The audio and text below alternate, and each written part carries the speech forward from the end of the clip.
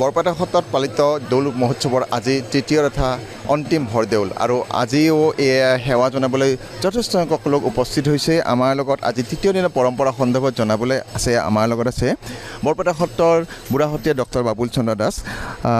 Sir, আজি তৃতীয় দিনৰ কেনেকুৱা পৰ্বৰে পালন কৰা হ'ব? পৰম্পৰা যোৱাকালি দুদিনত যিটো হৈছে আজিও সেইটো হৈছে। অলপ মাত্ৰ পাৰ্থক্যটোৱে হ'ল যে আজি ঘোষা সলনি হৈছে আৰু যিটো গীত গোৱা হয় ঘোষা হিচাপে গীতৰো সলনি হৈছে। বাকী দিনাখন মানে আজিও আইসকলে প্ৰথমতে নৃত্য প্ৰসংগ কৰে, বাপুসকল নৃত্য প্ৰসংগ হয় নামঘৰৰ ভিতৰত। তাৰপাছত জগমোহন গৃহত আইসকলৰ নৈমিত্তিক প্ৰসংগ আৰম্ভ হয়। তাৰাসভৰ অন্তত বাপুসকলৰ নৈমিত্তিক প্ৰসংগ হয় আৰু নৈমিত্তিক প্ৰসংগৰ পিছতে গায়ন বায়ন তেওঁলোকে গীত জুৰে আৰু ফাকুৰ গীত গায়।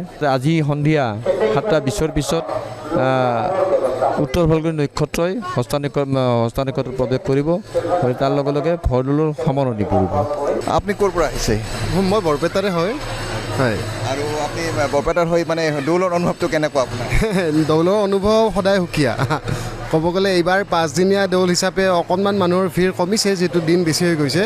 কিন্তু দৌল বুলি ক'লে আপোনাৰ যিটো থাকে বৰপেটাবাসীয়ে এইটো বুজি পায় আৰু এগৰাকী বৰপেটাৰ ভক্তৰ তেওঁৰ অনুভৱ বুজালে আৰু কাইলৈ ফাকুৱাৰ কাৰণে যি অনুভৱ তেওঁলোকে বুজালে।